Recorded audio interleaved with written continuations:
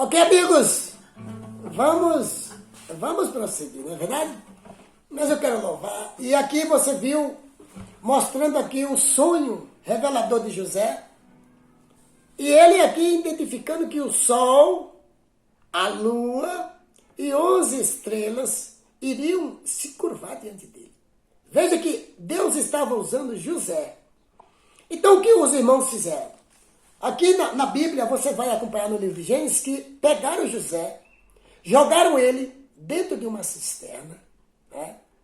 Depois retiraram ele, venderam para uma caravana de ismaelita que passava como escravo.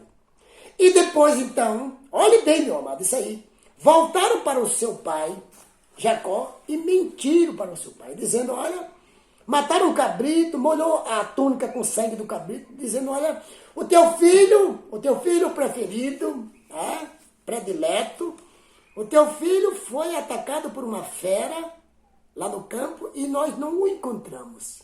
O que nós encontramos foi essa túnica manchada de sangue. Então Jacó pegou aquela túnica do seu filho e como chorou e como sofreu aquele pai pelo seu filho. Por muito tempo. E eles todos calados. José havia revelado o que ia acontecer por Deus, pelo Espírito de Deus. Eles calados, mas aquilo que se faz calado aos olhos de Deus não está escondido, tá, meu amigo? Não está escondido. Então, o que foi que aconteceu aí agora? Aí agora Deus usa o quê? Aqui, ó. Deus usa os seus recursos, tá vendo? Verso capítulo 47 de Gênesis. Deus usa a fome, meu amigo. Deus permitiu que renasce uma grande fome. E esta fome chegou até Jacó e os seus filhos. José já tinha saído. Foi levado como escravo, tá, meu amigo, para o Egito. Lá ele foi vendido para Potifar, certo? E aí Potifar colocou José como escravo, como mordomo da sua casa. E ali José foi atacado pela esposa, pela mulher de Potifar. E foi caluniado. Ele fugiu para não cometer pecado, visto que ele temia Deus, certo? Olhe bem isso aí. E a mulher inventou uma calúnia e condenou ele. E o Potifar mandou ele para a prisão. Lá na prisão, porque quem está com Deus está com tudo, ele continuou dando o seu testemunho de santidade e de temor. Ele limpava a prisão, ele conversava com os presos, tá, meu amado? Então, o carcereiro chegava e ficava impressionado. Como que um homem pode estar numa circunstância dessa e estar feliz, cantarolando, quebrando pedra, fazendo tudo lá que mandava lá, limpando a prisão. Uai, a prisão depois que você chegou tomou outro rumo. Está limpa, cheirosa, todos os presos, calmo, tranquilo, bem aconselhado. O que é que está acontecendo? Aí, Deus age mais uma vez, pegando 2 presos, dando 2 sonhos para 2 presos lá. E aí, esses 2 presos ficaram atônitos com os sonhos. E ficaram aflitos e José perguntou o que foi. Não, nós tivemos 2 sonhos. Ele teve um sonho e eu tive outro. E contou o sonho para José, lá na prisão.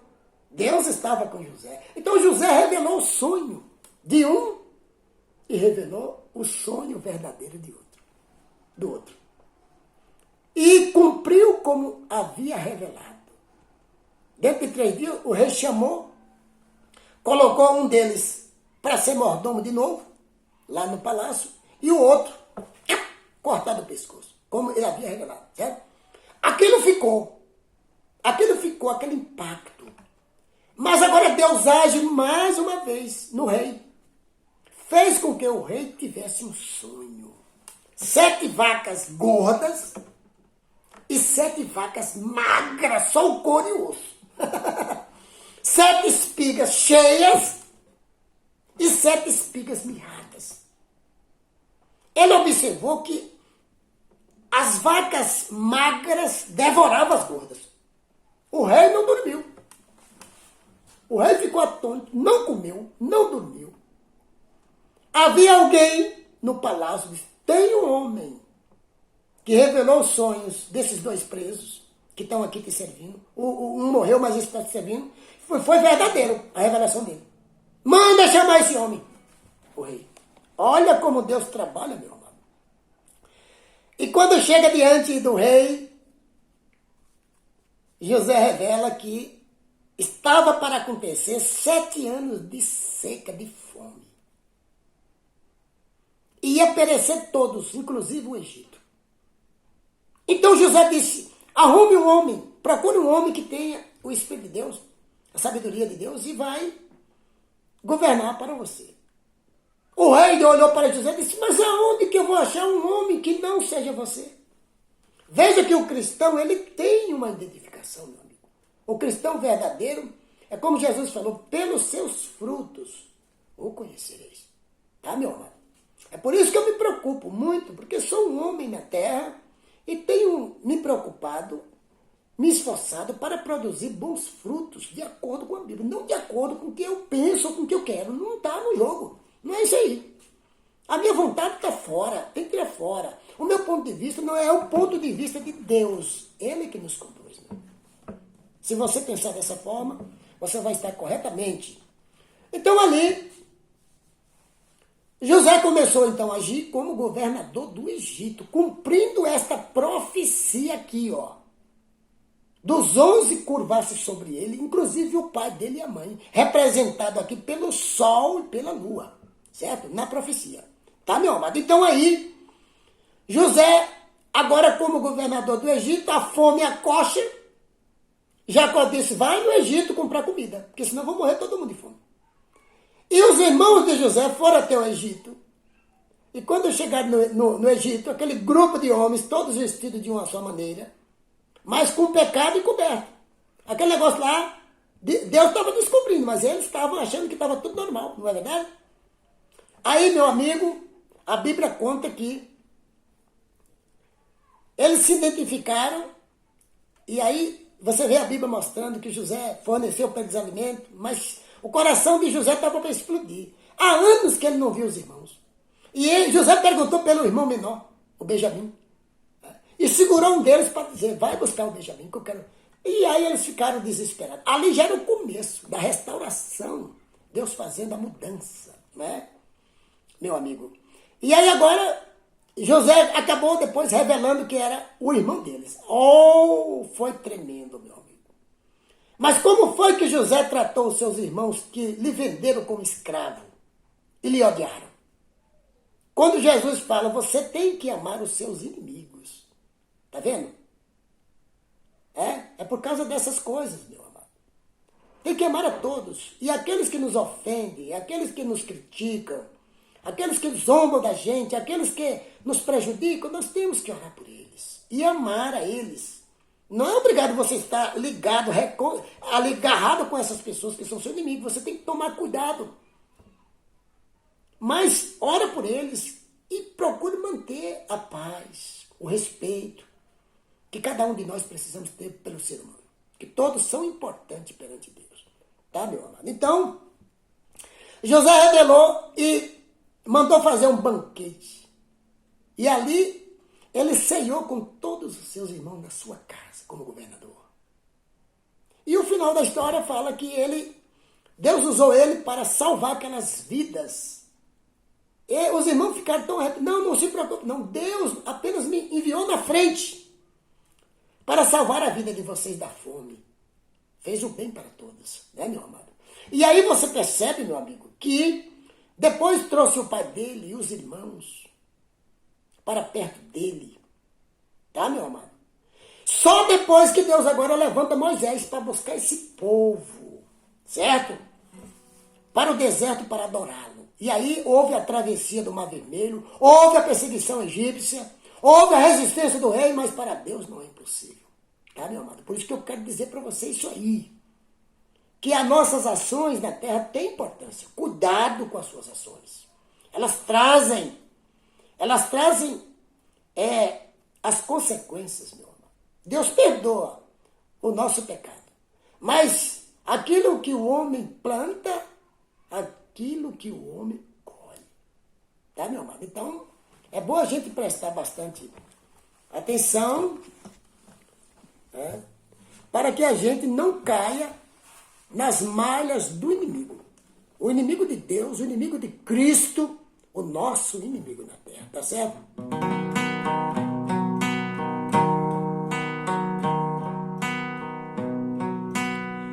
Presta atenção nesse hino aqui, ó.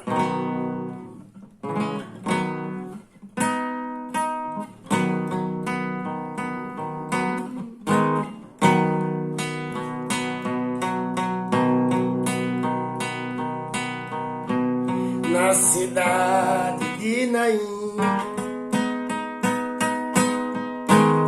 o milagre aconteceu, pois o filho da viúva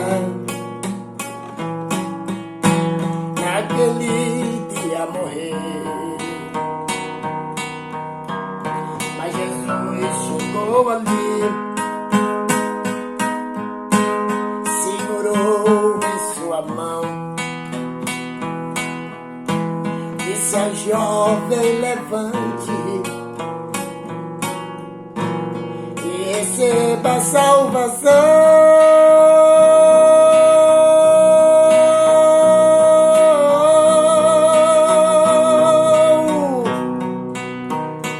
Levanta, caminhe, pois eu faço o impossível, pois eu faço o impossível de quem crê em mim.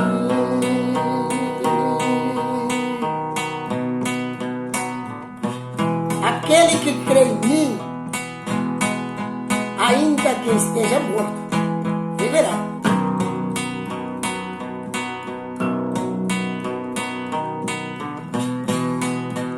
Conhecereis a verdade, e a verdade vos libertará.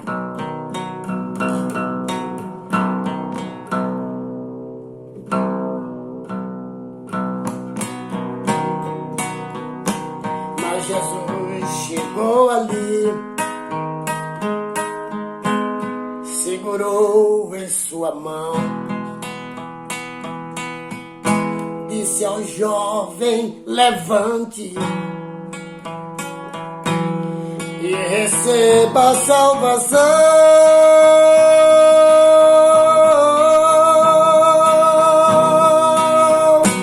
Levante, caminhe, pois eu faço o impossível, pois eu faço o impossível de quem crê em mim.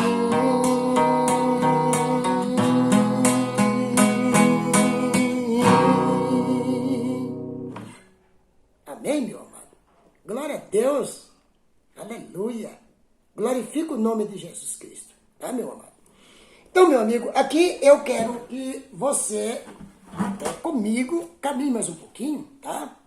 Caminhe mais um pouquinho, porque eu sinto Deus falando aos nossos corações. Então, aqui na palavra de Deus, está mostrando aqui a história de José, que esta história de José, que aconteceu com José, é uma história que permeia a nossa vida, que está envolvida com a nossa história. Você pode observar que Deus está chamando pessoas.